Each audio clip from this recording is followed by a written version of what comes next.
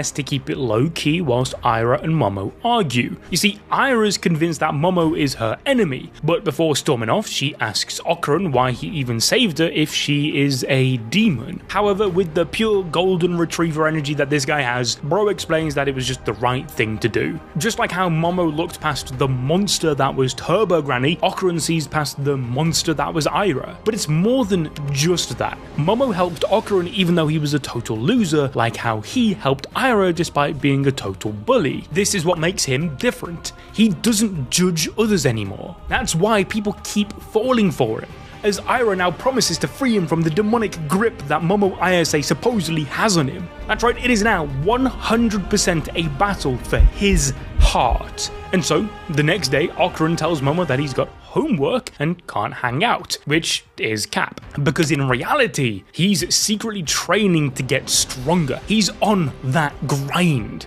But guess who pulls up mid-workout? Aira. And she tries to kiss him. Ocaran explained that this ain't the Riz she thinks it is, but also forgets that he's in an anime, thus slips, falls, and lands right on top of her. Just as this happens, guess who walks in?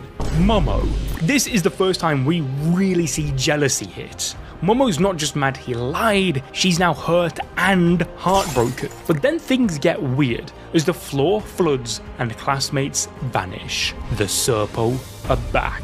And so Ocaran does his thing and locks in to say fine shit, only for him to get wrecked and for them to all end up naked. But this time Aira backs it up, revealing she inherited powers from the acrobatic Silky, and what's more, she can't believe her eyes. Nonetheless, after getting smoked, together they manage to escape their bindings, but Ocaran still can't go full power thanks to the Serpo's suppression tech. However, just when things begin to get desperate, Momo returns. But that's not all. The Dover demon also pulls up, and so does Nessie, which Aira finds adorable when Ocaran nerds out about all this. In spite of that though, he tries to go turbo mode to fight, but guess what? Turbo Granny can't swim. However, with chaos unfolding all around them, Ocaran and Momo figure out a way to save Aira. Thing is, now they all have to strip down into their underwear, which Aira finds super embarrassing in front of Ocaran, telling him he'd better accept the responsibility for this. From there, the trio then team up to defeat the final boss.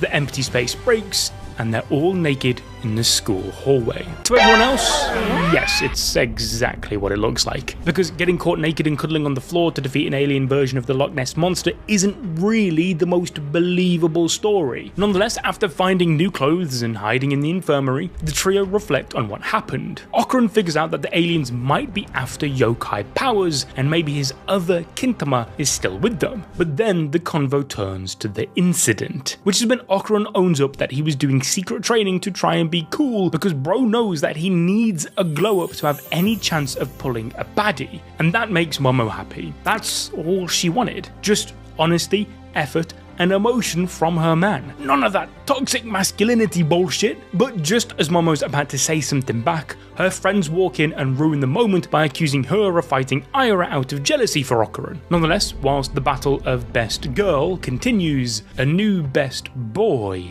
enters the scene. Gigi, Momo's first crush. Even after all of the battles he's been through so far, the most damage Ocaran had felt was right then, and it was emotional. Thus, to distract himself, Ocaran dives into a bit of solo training during lunch. Dude's literally look smacks in at his desk when Momo casually strolls in and offers to feed him since he's mid-rep and can't use his hands. And so, for a moment, his life has peaked. It doesn't get better than that. But then, Gigi shows up, and Ocaran just quietly leaves. He tells himself that it's for the best. Maybe it's time to stop being friends. Maybe this is how it all ends. Maybe the glow up is over. As Ocaran doesn't fight for Momo because deep down he still doesn't think he deserves her. But that is about to change, because suddenly a living anatomical model starts sprinting across the school, which is when Ocaran sees a shiny ball. Eventually they track it to a junkyard where they find the model, Taro, crumpled on the ground, screaming for someone named Hannah. Turns out she is a female anatomical model, and the two are in love. However, Taro's dramatic "I'll never stop searching for you" speech hits Ocaran in the heart hard. And whilst it turns out that the model didn't have Ocaran's testicle, it didn't matter, because he finally decided to grow a pair regardless. As when Ocaran sees Gigi getting a little bit too comfortable with Momo, he tries to reassert his presence as the alpha randomly sings a song, but then gets immediately joined in by Gigi as if it's a duo. What's worse is that Momo's planning to go to Gigi's house for the weekend to defeat a curse. Luckily for Ocaran though, he's also been invited, and so bro is back in the game. But on the train ride over, the two start to bond. Ocaran tries to hate him, but he can't. And so later they have a little kickabout, which is when Gigi directly asks Ocaran if he likes Momo. They go back and forth and it turns into a straight up debate about who likes her more. Gigi says that he wins because he's known her longer, but then Ocaran remembers the kiss. He doesn't flex it, obviously, but just instead declares himself the winner, and rightly so. But then it all explodes. And by it, I mean, well, chaos. Turns out Gigi's landlords, the Keto family, are actually part of an old cult that sacrifices people to a giant man-eating worm to stop a volcano from erupting. And so inside the cavern, the worm unleashes psychic waves that mess with their minds, pushing them towards self-destruction. But Gigi saves them. It's not all sunshine and rainbows though, as he then gets possessed by the evil eye, one of the strongest curses going. Nonetheless, Momo ends up back above ground to safety and heads off to save the village, whilst Ocaran goes head to head with his romantic off. Yes, the evil eye nearly tears him apart, but by threatening Momo, something snaps in Ocaran, who goes full sicko mode. He is finally fighting for what he loves and succeeds. Back home, however, Ira can't believe she missed the whole thing, and so 1-0 to Momo. Also,